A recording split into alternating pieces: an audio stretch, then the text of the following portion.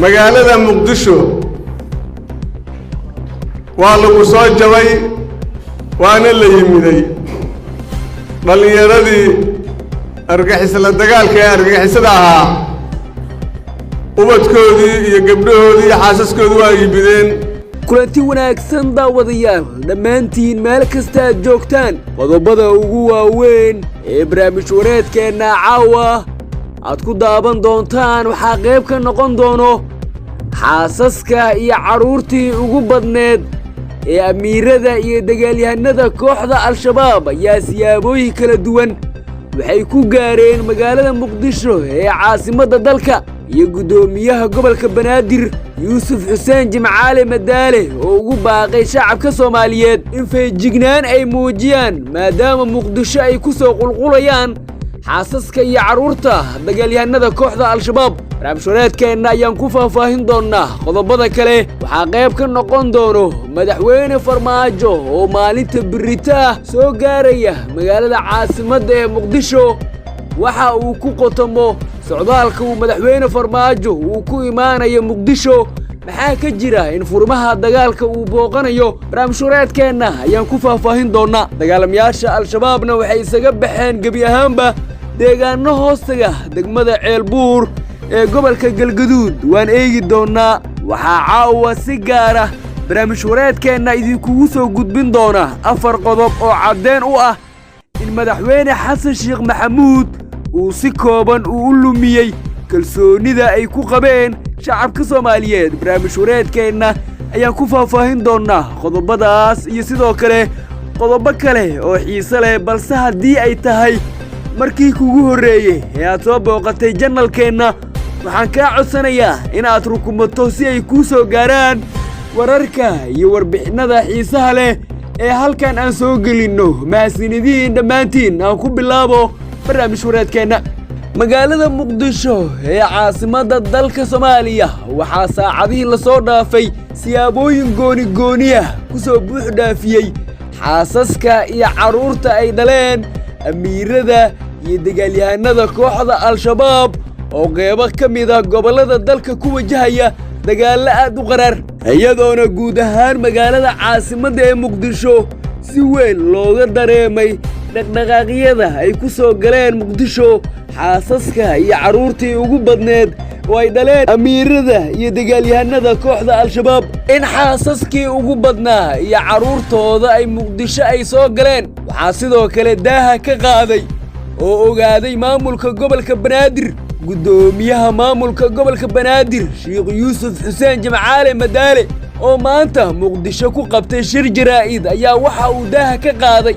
in magaalada caasimadda ee muqdisho ay la ciirayso xaasaska iyo carruurta ay dhaleen amiirada iyo dagaalyahanada kooxda al-shabaab oo siyaabooyin goonigooniya ku soo galay magaalada caasimadda ee muqdisho guddoomiye madaale ayaa waxa uu sheegay in magaaladu ay soo galeen xaasaska iyo carruurta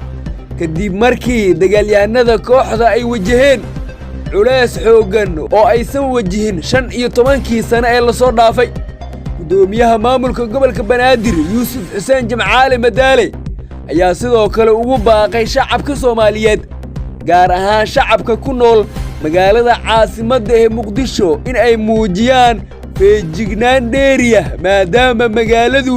ay hadda ay soo buuxdhaafiyeen xaasaska iyo carruurta dagaalyahanada iyo amiirada kooxda al-shabaab shacabka ayuuna ugu baaqay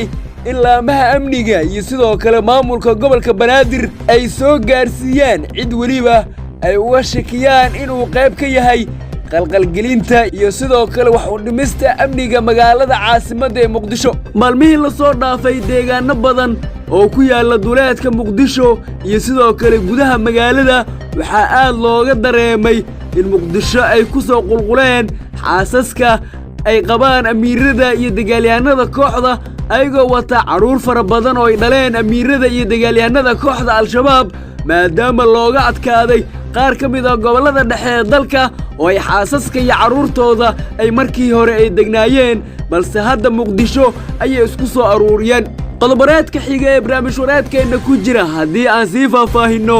madaxweyne maxamed cabdilaahi farmaajo ayaa maalinta birrito ah wuxuu ka soo degi doonaa garoonka diyaaradaha aadan cadde ee muqdisho iyadoona diyaarad gaar ah ay ka soo qaadi doonto magaalada ankara ee dalka turkiga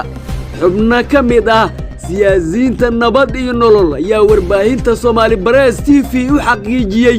in magaalada muqdisho uu imaan doono madaxweynihii hore ee Soomaaliya Maxamed Cabdilaahi Farmaajo kadib markii uu ka baaqday safar uu maalintii Khamiistii ahayd ee la soo dhaafay uu ku imaan lahaa magaalada caasimadda ee muqdisho Farmaajo ayaa biri haddii uu yimaado muqdisho waxaa la sheegayaa in si toos ah uu ugu wajahan yahay furumaha hore ee dagaalada ka holcaya qaybo ka mid ah gobollada dhexe ee dalka asigoona sidoo kale la sheegay in qadka teleefoonka uu kula hadlay taliyaha ciidanka xoogga dalka Generaal Odowaa Yuusuf Raage uu ka wareystay marxaladda dagaalka iyo sidoo kale howlgallada ka dhanka Al-Shabaab ee ka socda qaybo ka mid ah gobollada dhexe ee dalka Farmaajo ayaana gaari doona deegaano dhaca gobollada dhexe ee dalka gaar ahaan gobolka Shabeellaha Dhexe oo ay ku sugan yihiin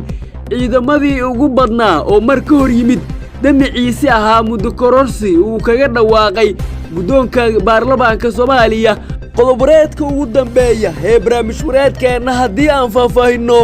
sida aan hore idinku ballan qaadnay waxaan ku faahfaahinaynaa 4 qodob oo caddeyn u ah in madaxweyne Xasan Sheekh Maxamuud uu lumiyay kalsoonidii ay ku qabeen shacabka Soomaaliyeed xildhibaan Cabdi Ismaaciil Samatar oo ka tirsan mudanayaasha golaha aqalka sare ee baarlamaanka Soomaaliya ayaa muuqaal uu ku daawacay website laga leeyahay dalka Koonfur Afrika wuxuu kaga hadlay dagaalada lagula jira kooxda Al-Shabaab ee ka socda qaybo ka mid ah Soomaaliya warbixinta uu xildhibaanka soo saaray oo ahayd mid aad u dheer ayuu Samatar Cabdi Ismaaciil uu ciwaan uga dhigay istiraatiijiyadda Soomaaliya ee dagaalka lagula jira Al-Shabaab waxay dalka ay ku xukumi doontaa cadaabta weligeed ah isagoona si cad kaga hadlay arrimaha dagaalka ka dhanka Al-Shabaab wuxuuna ku soo koobay taariikh dheer kadib xaalka iyo sida looga adkaan karo kooxda Al-Shabaab xildhibaanka ayaana warbixinta uu daabacay wuxuu ku caddeeyey 4 qodob uu madaxweyne Xasan Sheekh Maxamuud uu ku lumiyey kalsoonida shacabka wuxuuna ku yidhi madaxweynuhu waa inuu aaminaa in uusan kalsooni ka haysan shacabka waa inuu dib u soo nooleeyaa kalsoonidiisa isla markaana uu ogaadaa inuu yahay hogaamiye qaran ayuu ku yidhi warbixintiisa si taas loo helo 4 arrimood ayaa looga gudbi karaa ayuu qoraalkiisa sidoo kale sii raaciyey warbixinta koowaad ayaa ah in la bedelo ra'iisul wasaaraha iyo golaha wasiirada lana keeno kuwa tayo wanaagsan leh oo bulshada kicin kara taladana lagu aamini karo qodobka labaad waa in la xureeyaa muqdisho xureynta muqdisho waxay rajo u noqonaysaa dalka intiisa kale qodobka saddexaad dadka caasimadda waa in loo ogolaadaa inay doortaan maayarka iyo sidoo kale golaha deegaanka haddii lagu guuldareysto in arrintaasi si degdeg ah loo fuliyo waxa ay faca Soomaaliyeed dhaxal siin doontaa caqabad aan dhammaad lahaan doonin ayuu ku yidhi qormadiisa xildhibaan Professor Cabdi Ismaaciil Samatar oo sheegayay in madaxweyne Xasan Sheekh Maxamuud uu lumiyey kalsoonidii shacabka Soomaaliyeed ay ku qabeen guud ahaan saaxiibayaal waxaan halkan ku soo gabagabeynayaa barnaamij wareedkeennii aad kala socoteen Soomaali Barees TV ee nabadgelyo dhammaantiin